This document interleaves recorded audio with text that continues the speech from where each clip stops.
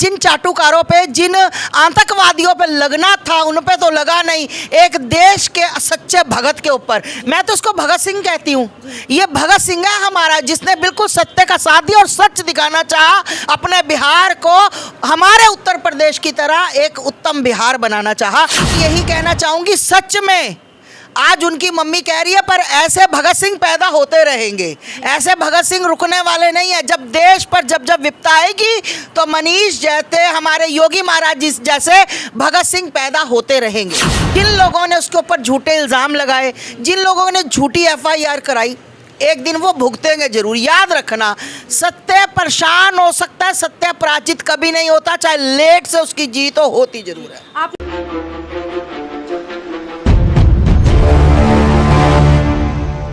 मनीष कश्यप का मामला इस वक्त सुप्रीम कोर्ट में है और आने वाला दिन यानी कि 28 अप्रैल सुप्रीम कोर्ट से बहुत ही बड़ा फैसला उम्मीद किया जा रहा है कि मनीष कश्यप के पक्ष में आ सकता है। और साथ ही आपको बता दें, उनके कई समर्थक रह चुके हैं जो उनके समर्थन में सामने आए हैं। लेकिन आज जिनसे हम बात करने जा रहे हैं वो है आस्था माँ। सबसे पहले आपका बहुत बहुत स्वागत है। हर हर महादेव, जय जय श्री राम। इनके बारे में आपको बता दें कि मनीष कश्यप का मामला जब से शुरू हुआ है तब से शुरुआती समय से ही आस्था माँ उनके समर्थन में लगी हुई हैं कि किसी भी तरह से बिहार के लाल और सन ऑफ बिहार को न्याय मिल सके। सबसे पहले जानना चाहेंगे कि कल 28 अप्रैल है, बताया जा रहा है बहुत बड़ा दिन है, कुछ अच्छा कुछ सुनने के लिए मिल सकता है, आपको क्या लगता है?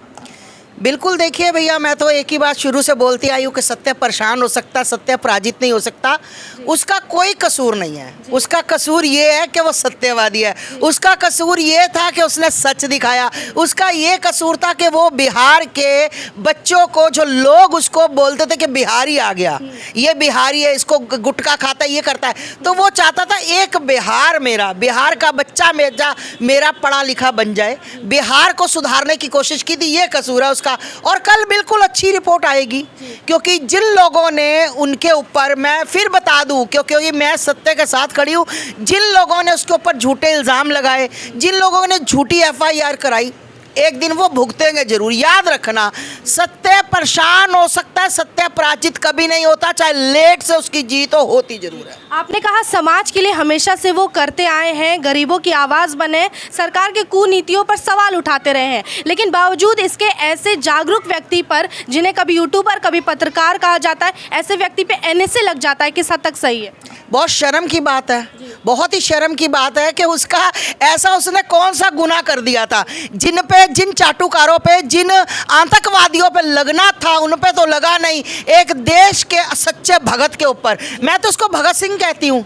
ये भगत सिंह है हमारा, जिसने बिल्कुल सत्य का साथ दिया और सच दिखाना चाहा। अपने बिहार को हमारे उत्तर प्रदेश की तरह एक उत्तम बिहार बनाना चाहा। तो आज वो जेल के पीछे सच का साथ देते हुए सजा भोग रहा है वो बच्चा। लेकिन उनकी माँ कहती हैं कि मैं कभी नहीं चाहूँगी किसी और माँ के कोख से मेरे बेटे की तरह भगत सिंह पैदा हो।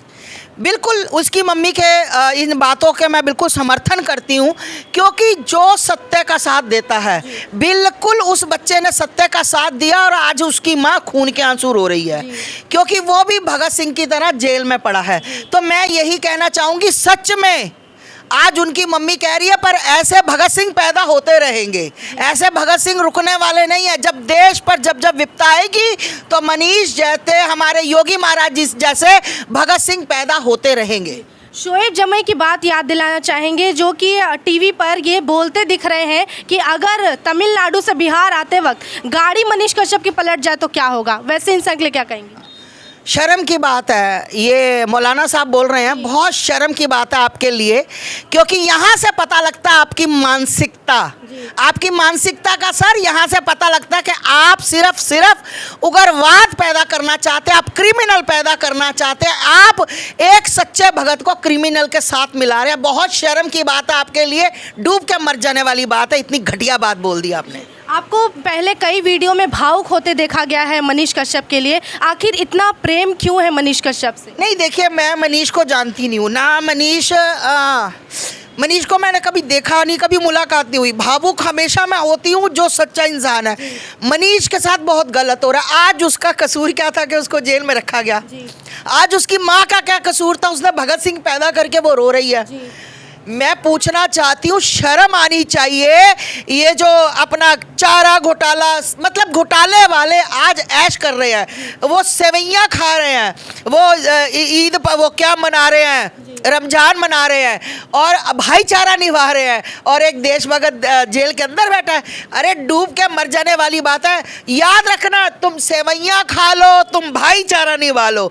अगर तुम्हारा बुरा ना हो, अगर मैं जीती रही तो जरूर देखूंगी तुम्हारे लोगों के साथ ऐसा ही किसी दिन होगा जो तुम आज उस देशभक्त के साथ, उस सच्चे इंसान के साथ, आज बिहार के बेटे के साथ, आज पूरा बिहार उसके लिए रो रहा है।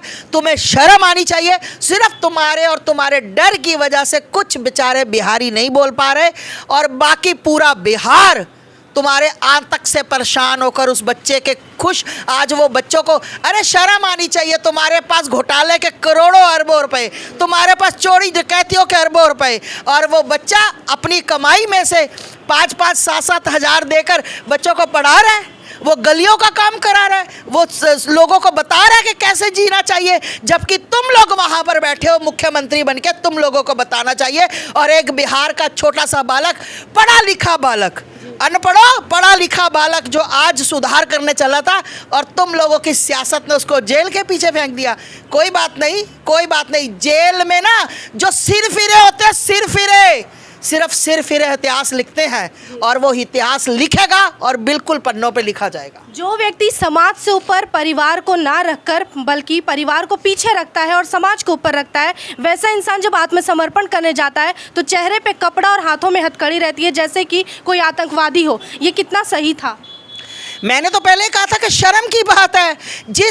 जब इंसान खुद चल के गया कि मैं आ गया हूँ, मुझे अरेस्ट कर लो, मेरी कोई गलती लगती है तो अरेस्ट कर लो, मतलब उसका चेहरा ढक दिया गया, हाथों में ऐसे हथकड़ी पहना दी गई।